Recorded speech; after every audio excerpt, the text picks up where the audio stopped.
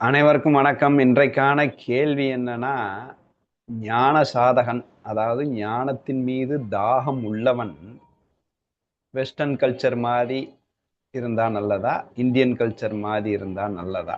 அதாவது வெஸ்டர்ன் கல்ச்சர்னா ஒரு 16 18 வயசு ஆன உடனே அவனுக்கு முழு இண்டிபெண்ட், அம்மா அப்பா கூட இருக்க வேண்டிய அவசியம் இல்லை, அம்மா அப்பா கிட்ட கேட்க வேண்டிய அவசியம் இல்லை.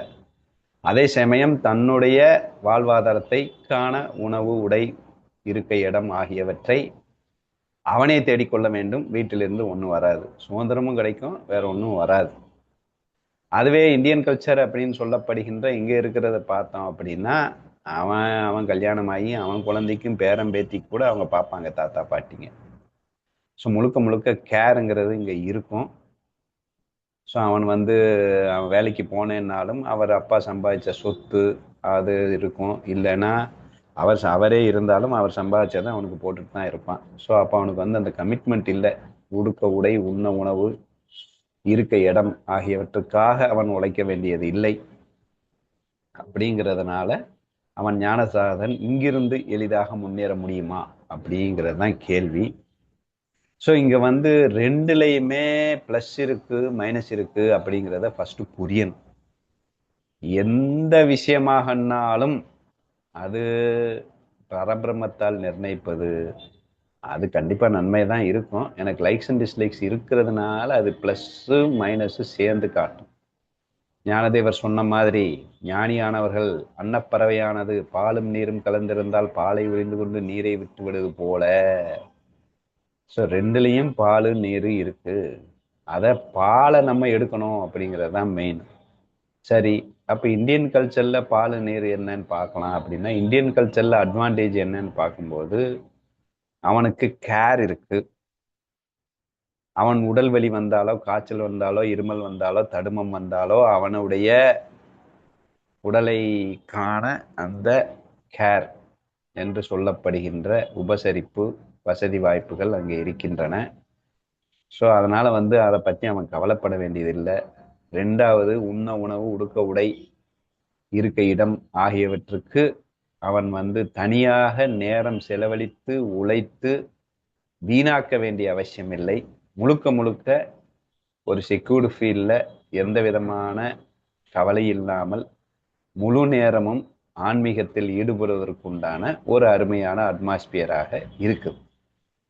அதுவே நெகட்டிவ் சைடு அப்படின்னு பார்த்தோம்னா, பாலில் பார்த்தாச்சு, நீர் அப்படின்னு பார்த்தோம்னா, ஒன்று, அவன் சோம்பேறி ஆவதற்கு ஒரு வாய்ப்பு அதிகமாக இருக்கிறது.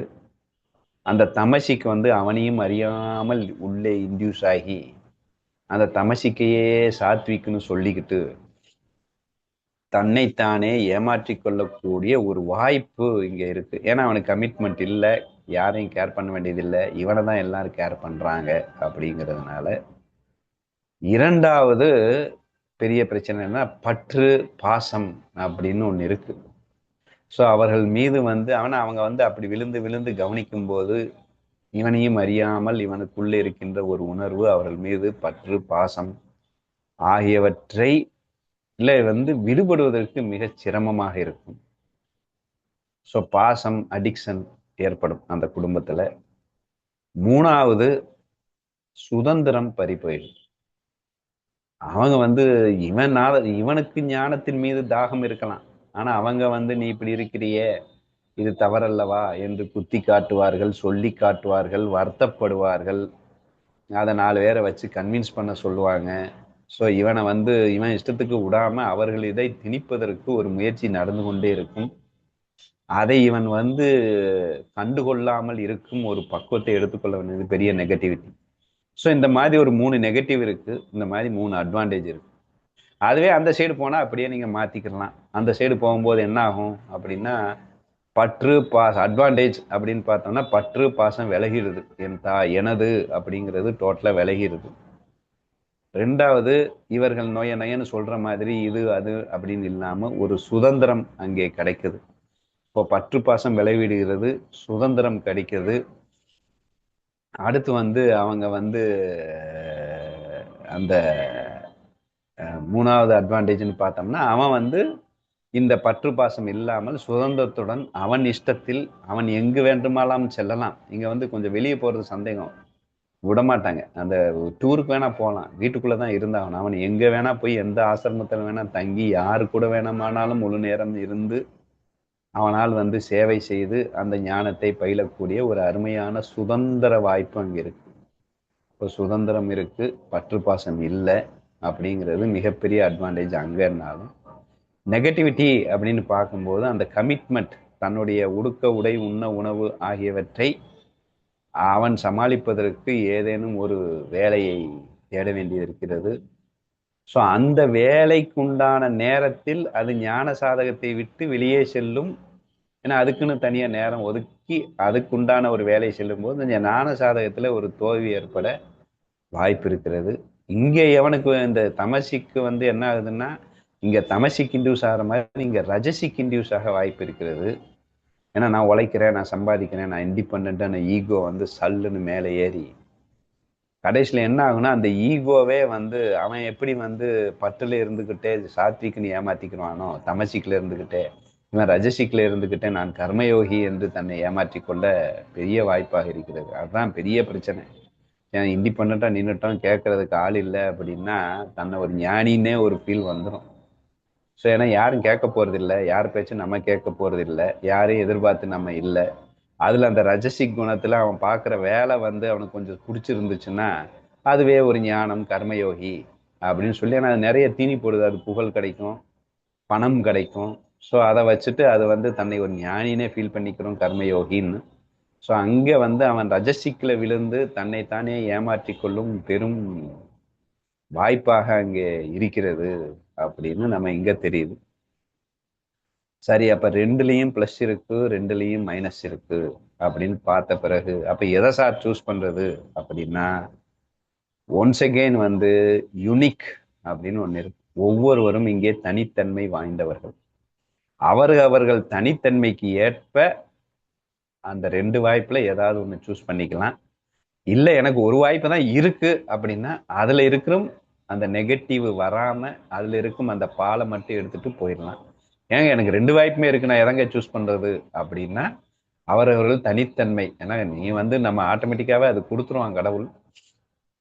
அப்ப ஒரு வாய்ப்பு தனித்தன்மை அப்படின்னா என்ன அப்படின்னா, இப்ப உதாரணத்துக்கு எடுத்துக்கிறோமே, நீங்க இந்த சைடு எடுத்துக்கிட்டோம்னா பட்டினத்தார் இருக்கிறார், புத்தர் இருக்கிறார். அவன்லாம் என்ன பண்ணான்னா முழுக்க முழுக்க வெளியே வந்து இண்டிபெண்டாக அது ரொம்ப தெளிவு. அதாவது உடுக்க உடை உண்ண உணவு அப்படிங்கிறது பற்றற்றவனுக்கு அது ஒரு மேட்டரே இல்லை. அந்த சைடு நெகட்டிவ்லாம் நெகட்டிவாவே தெரியாது பியூர் சாதகனுக்கு. ஏன்னா பற்றற்றது வந்து பெரிய பிரச்சனை இல்லை.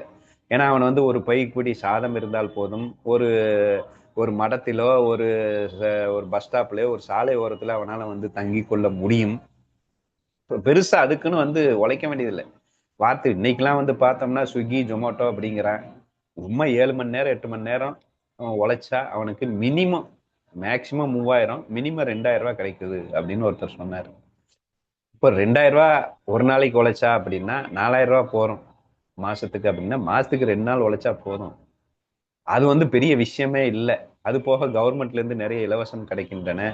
கவர்மெண்ட்ல இருந்து நிறைய அன்னதானங்கள் போடப்பட்டீங்கன்னா அம்மா உணவு அப்படின்ட்டு. இப்ப அதெல்லாம் நம்ம பார்த்துக்கிட்டோம் அப்படின்னா பெருசா உணவுக்கும் உடைக்கும் இருப்பிடத்துக்கும் பெருசா அப்படியே ஆசையற்றவனுக்கு அது வந்து பெரிய ஒரு விஷயமே இல்லை அப்படின்னு அந்த ஒரு அட்வான்டேஜ எடுத்துக்கொண்டு பட்டினத்தாரும் புத்தரும் வந்து அந்த பாச்சை சூஸ் பண்ணிட்டு அவன் அதுல இருக்கிற பாலை மட்டும் அந்த முழு சுதந்திரம் பூரணமான அந்த எந்த இடத்திலும் எங்கு வேணாம் செல்லலாம் அப்படிங்கிற அந்த சுதந்திரத்தை கையெழுத்து கொண்டு சூப்பராக அவங்க வந்து முழு நேரத்தையும் அதுல செலவிட்டு அந்த பற்று பாசங்கள் இருக்காது இல்லையா, வெளியே போயிட்டோம் இல்லையா, உள்ள இருந்தாதானே பற்று பாசம், அதை விட்டும் விலகி சூப்பராக அதை வந்து அடைந்தார்கள் அப்படின்னு நம்ம பார்க்கணும். அப்படி இந்த சைடு எடுத்துக்கிட்டோம்னா நம்ம எடுத்துக்கலாம் துக்காராம், கோரக்கும்பர் அப்படின்னு பெரிய பக்தர்கள். அவன்லாம் வீட்டை விட்டெல்லாம் வெளியே போல. துக்காராம் ரொம்ப ஜாலியா கீர்த்தனை பண்ணதுக்கு மிகப்பெரிய ஒரு அட்வான்டேஜ் ஜீஜாபாய் பார்த்துக்கிட்டா வீட்டை. அவர் சூப்பரா வந்து அவனுக்கு வந்து வர்ற கீர்த்தன்காரங்களுக்கும் சாப்பாடு போட்டா ஜீஜாபாய். நல்லா வந்து உடை வந்து சூப்பரா தலையில சிம்மாடு கட்டிக்கிட்டு வேற லெவல்ல துண்டை போட்டுக்கிட்டு ஒரு ராஜா மாதிரி மிராசுதார் மாதிரி உடை அணிந்து கொண்டு ஒரு வீணையுடன் அவர் கீர்த்தனை, எந்தவித கவலை இல்லை, குழந்தையை காப்பாற்றணும், பிள்ளையை காப்பாற்றணும். ஆனா அவர் வீட்டுக்குள்ளதான் இருந்தார். ஏன்னா அவர் வந்து உழைக்க வேண்டிய அவசியம் இல்லை. அவருடைய அவருடைய தேவைகளை, அவர் ஒரு ட்ரெஸ்ஸை துவைச்சு போடுறதுக்கும், அவருக்கு உடம்பு வலி இருந்தா பார்த்து கொள்வதற்கும், அவருடைய உணவுக்கும் எல்லாமே ஜிஜாபாய் பார்த்து கொண்டார். அதனால இவருக்கு அந்த டைம் சூப்பரா ஜாலியா அவர் வந்து அங்க இருந்தாரு அப்படின்னு புரியுது. அப்ப அந்த அட்வான்டேஜை சூப்பரா எடுத்துக்கிட்டார். ஆனா அந்த நெகட்டிவ் ஒண்ணு இருக்கு இல்லையா, பற்று, பாசம், அதை அப்படியே அந்த நெகட்டிவை வராம அவர் பார்த்துக்கிட்டார். ஒரு துளி கூட பற்றல. எந்த அளவுக்கு அவள் வந்து தன்னையே தியாகம் செய்து துக்காராமுக்காக அவர் வந்து உயிரையே கொடுக்க தயாராக இருந்தும், எல்லாத்துக்கும் காரணம் பூர்ணமா நாலேஜ் இருக்குல்ல, எல்லாத்துக்கும் காரணம் விட்டலன் தான் அவனுக்கு தெரியுது. ஸோ அந்த விட்டலனையே அவன் மோகித்து கொண்டு, ஏன்னா கல்பத்தரு கேட்டதெல்லாம் கொடுக்குது அப்படின்னா, கல்பத்தரு அந்த ஜீஜாபாயாக இருப்பதுவே அந்த கல்பத்தரு தான் கொடுத்தது. அப்ப அவர் வந்து டைரக்டா விட்டலன் தான் எல்லாம் அப்படிங்கிறத முழுமையான அந்த தெளிவு இருந்ததுனால, தேவையில்லாத அவள் காட்டிய பாசத்திலும், அவள் காட்டிய அந்த செல்வத்தினால் கொடுத்த அந்த பலனும் எதுவுமே அவரை வந்து பாதிக்கல. ரொம்ப தெளிவாக அவரால் வந்து போக முடிந்தது துக்காராமினால். அப்ப துக்காராம சூப்பரா வந்து அந்த ரெண்டையும் வந்து கட் பண்ணிட்டார், அந்த பாசம் அப்படின்னு. ரெண்டாவது அவர் தமசிக்கு ஒண்ணு வரும்னு சொன்னேன். ஆனா அங்க தமசிக்கும் இல்லை. அவர் எந்நேரம் கீர்த்தனன் இருந்தார், காலையிலும் மாலையிலும். ஸோ அவர் ரொம்ப சூப்பராக வந்து அந்த அந்த அட்மாஸ்பியரை பயன்படுத்திக்கிட்டார். ஆனால் அதில் நெகட்டிவ் பற்று, பாசம். ரெண்டாவது சுதந்திரம் கெடும். ஆனால் அவர் வந்து சுதந்திரமாகவே இருந்தார். எந்த விதத்திலும் தன் சுதந்திரத்தை பாதிக்கலை. என் மனதில் தான் இருக்குது. என்னதான் ஜிஜாபாய் திட்டினாலும் சரி, என்னதான் வந்து அழுதாலும் சரி, என்னதான் ஃபோர்ஸ் வெளியிலேருந்து வந்தாலும் சரி, அதெல்லாம் துளி கூட பொருட்படுத்தாமல் அவர் தன் சுதந்திரத்தில் சூப்பராக அந்த கிடைத்த சுதந்திரத்தை பற்றும் வைக்காமல், சுதந்திரத்தையும் கைவிடாமல் சூப்பரா அந்த கீர்த்தனில் அவர் என்ஜாய் பண்ணி அந்த அட்மாஸ்பியர்லையும் அவரால் வந்து இருக்க முடிந்தது அப்படின்னு பார்க்க முடியுது. அதுதான் கோரக்கும்பரும் இருந்தார். இப்போ துக்காராம் மாதிரி இருந்தா இப்ப என் யுனிக் என்ன அப்படிங்கறத மேட்ரு. என் யுனிக் பட்னத்தாரா துக்காராமா அப்படிங்கறதுதான் இங்க மேட்ரு. அப்ப என்னுடைய யுனிக்கு துக்காராமாக இருக்கும் பட்சத்துல துக்காராமை ஃபாலோ செய்து அந்த விஷயத்தை துளி கூட பற்று, பாசம், ஏன்னா நமக்கு ஒரு பாசம் வந்துடும். அவங்க தப்பா நினைக்கிறாங்க, அவங்க பணத்திலேயே நம்ம வந்துகிட்டு இருக்கோம், ஆனா அவங்களை கவனிக்கலைன்னா எப்படி, அவங்க ஃபீல் பண்றாங்க இப்படின்னு ஒரு வார்த்தை வந்துகிட்டே இருக்கும். ஏமா வர வேண்டி தானே, இல்லை அவங்க ஃபீல் பண்றாங்க, இதுக்கு போனதே அவங்க சொன்னாங்க அப்படின்னு சொல்லிட்டு அவங்க அனுப்பிச்சாலுமே இவங்க ஒரு நன்றி உணர்வுல ஒரு ஃபீல் பண்றாங்க. நம்மளை நம்பி அங்க எவனும் இல்லை, இருந்தாலும் ஒரு ஃபீலிங் வந்துடும். அவர் ஃபீல் பண்ணுவாரு, அவர் இது என்ன பண்ணுவாரு அப்படின்ட்டு ஒரு ஃபீலை கொண்டு வந்துக்கிட்டு அங்கே பற்று பாசத்துல உட்காந்துக்கிட்டு இருக்கிற நமக்கும் துக்காராமுக்கும் எப்படி இருக்குன்னு. அப்ப துக்காராம் ரொம்ப தெளிவா இருக்கிறான். அந்த இடத்துல நமக்கு இதுதான் அப்படின்னா அவனுக்கு தருவதெல்லாம் அவன் தான். அப்ப என் நோக்கம் அவனை நோக்கி இருக்க வேண்டும். அப்ப நோக்கம் எல்லாம் அங்கதான் நோக்கி, அதை நோக்கியே என் மனம் சென்று கொண்டு இருக்க வேண்டும்.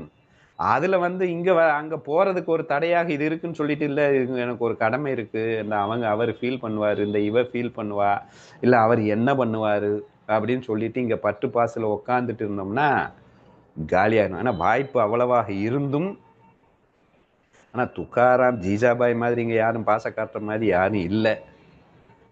ஆனா இல்லைன்னாலும் சந்தோஷம் தான் பட போறாங்க. ஆனாலும் ஒரு சில விஷயத்துக்காக, ஏங்க நான் இந்த வாரம் வந்துட்டேங்க, அடுத்த வாரம் வர முடியாதுங்க அப்படின்னு சொல்லி டோட்டலாகவே இங்கே வந்து ஒரு பந்த பாசத்தில் அடிக்ட் ஆகிறதுக்கு ஒரு வாய்ப்பு இருக்குது. ஆனால் துக்காராம் தெரிஞ்சு அதை கற்றுக்கிறணும். துளி கூட இந்த பந்த பாசம் இல்லை, நோக்கம் விட்டலனாக இருந்தான்.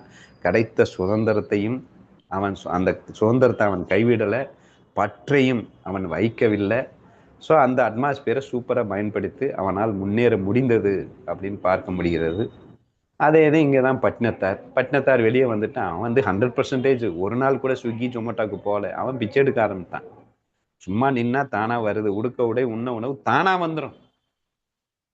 இப்போ இங்கே கூட ஒருத்தர் இருக்கிறார், அவர் கைவிடப்பட்டவர்னு ஒரு முதியவர். அவர் அந்த பிளாட்ஃபார்ம்ல தான் உட்காந்துருப்பான். அதாவது ஏதோ பேசிட்டு இருப்பாரு கொஞ்சம் பைத்தியம் மாதிரி. ஆனா போறவன் வர்றவன்லாம் பார்த்தா அவரை சுத்தி எந்நேரம் ஒரு டிஃபன் பாக்ஸ்ல வந்து ஹை கிளாஸ் ஃபுட்டெல்லாம் இருக்கும், வச்சுட்டு போயிடுறான். அவர் சாப்பிடாம கீழே கூட்டிட்டு இருக்காரு. அப்ப ஆட்டோமேட்டிக்காக அவனுக்கு வந்து என்ன ஆகுது அப்படின்னா எல்லா விதமான இது கிடைச்சிருது. அதை பட்டினத்தார் யூஸ் பண்ணி அப்ப அந்த அதே சமயம் பற்று இல்லாமல் அங்கேயும் வந்து எல்லாம் கிடைக்குதே அப்படின்னு சோம்பேறித்தனம் இல்லாமல் ஏதோ நான் வெளியே வந்துட்டேன் அகங்காரமும் இல்லாமல் தெளிவாக பட்னத்தார் அந்த இடத்தை யூஸ் பண்ணி சூப்பரா சென்று கொண்டிருந்தார். துக்காராம் இந்த இடத்தை யூஸ் பண்ணி சூப்பரா போய் கொண்டிருந்தா. ரெண்டு பேருமே அந்த ரெண்டு நெகட்டிவை வந்து பொருட்படுத்தாமல் அதை சமாளித்து தெளிவாக சென்றார்கள். இதுல ஏன் யூனிக்கு இதுல நான் ஒண்ணுதான் எனக்கு கிடைச்சிருக்குன்னா நெகட்டிவை தூக்கிட்டு அவர்கள் மாதிரி செல்ல வேண்டும். எனக்கு ஆப்ஷன் இருக்கு அப்படின்னா அங்க யூனிக் எனக்கு துக்காராம் மாதிரி இருப்பது எளிதா இல்ல பட்டினத்தார் மாதிரி இருப்பது எளிதா? ஆனா என் ஞானம் தான் எனக்கு முக்கியம். ஏன்னா யூனிக் டிஃபரன்ஸ் எல்லாருக்கும் எல்லாம் வராது. எல்லாம் நோயான்னு கேட்டுட்டுலாம் இருக்க முடியாது. கோவம் வந்துடும், டென்ஷன் ஆயிரும், எரிச்சல் வந்துடும், என் ஜாதகம் போயிடும். அதுக்கு நான் இண்டிபெண்டா போயிடுவேன். இல்லைன்னா எனக்கு நன்றி உணர்வு வந்து பட்டு பாசல உட்காந்து விழுந்துருவேன். உண்மையான நன்றி உணர்வு இருக்காது. உண்மையான நன்றி உணர்வுனா அவனுடைய முன்னேற்றத்தை பார்க்கணும், அவனுடைய சந்தோஷத்தை பார்க்காது. ஆனா நம்ம வந்து மாத்தி தவறா புரிஞ்சுக்கிறதுக்கு வாய்ப்பு அதிகமாக இருக்கும் பட்சத்துல நம்ம வந்து தேவையில்லாம அதுல விழாம பாத்துக்கிறணும். அப்ப எதுல இருக்கும் அப்படிங்கிறத பொறுத்து அந்த இருக்கிற அந்த பாலை நீரை எடுத்து விட்டு பாலை உறிந்து கொண்டு செல்ல வேண்டும். ஆப்ஷன் இருந்தா உன் யூனிக் என்னன்னு பார்த்துக்கிட்டு இதுல இருந்தா பெட்டரா அதுல இருந்தா பெட்டரா நான் முன்னேறுவதற்கு யோசித்து நீங்கள் முன்னேறலாம். ஸோ இதுதான் என்னுடைய ஆன்சர்.